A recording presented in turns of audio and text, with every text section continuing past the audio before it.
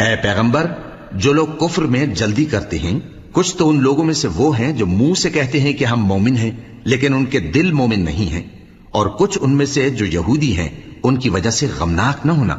یہ لوگ جھوٹی باتیں بنانے کے لیے جاسوسی کرتے پھرتے ہیں اور ان دوسرے لوگوں کے لیے جاسوس بنے ہیں جو ابھی تمہارے پاس نہیں آئے۔ باتوں کو ان کے مقامات میں ثابت ہونے کے بعد دور لے جاتے ہیں، لوگوں سے کہتے ہیں کہ اگر تم کو یہی حکم ملے تو اس سے قبول کر لینا، اور اگر یہ نہ ملے تو اس سے بچنا، اور جس کو اللہ گمراہ کرنا چاہے تو اس کے لیے تم اللہ کی طرف سے ہدایت کا کچھ بھی اختیار نہیں رکھتے۔ یہ وہ لوگ ہیں جن کے دلوں کو اللہ نے پاک کرنا نہیں چاہا، ان کے لیے دنیا میں ذلت ہے اور آخرت میں بڑا عذاب ہے۔ یہ جھوٹی باتیں بنانے کے لیے جاسوسی کرنے والے اور رشوت کا حرام مال کھانے والے ہیں۔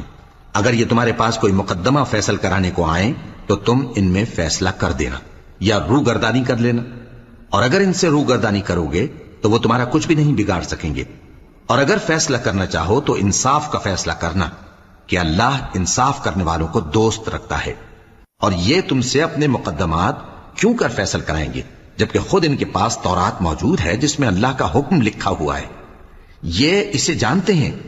پھر اس کے بعد اس سے پھر جاتے ہیں، اور یہ لوگ ایمان ہی نہیں رکھتے۔ بے شک ہم نے تورات نازل فرمائی جس میں ہدایت اور روشنی ہے،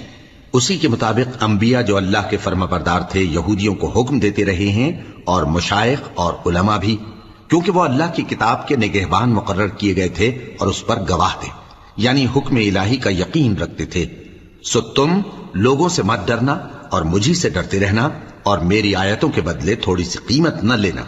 اور جو اللہ کے نازل فرمائے ہوئے احکام کے مطابق حکم نہ دے تو ایسے ہی لوگ کافر ہیں۔ اور ہم نے ان لوگوں کے لیے تورات میں یہ حکم لکھ دیا تھا کہ جان کے بدلے جان، اور آنکھ کے بدلے آنکھ، اور ناک کے بدلے ناک، اور کان کے بدلے کان، اور دانت کے بدلے دانت، اور سب زخموں کا اسی طرح بدلہ ہے۔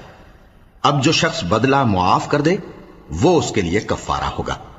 اور جو اللہ کے نازل فرمائے ہوئے احکام کے مطابق حکم نہ دے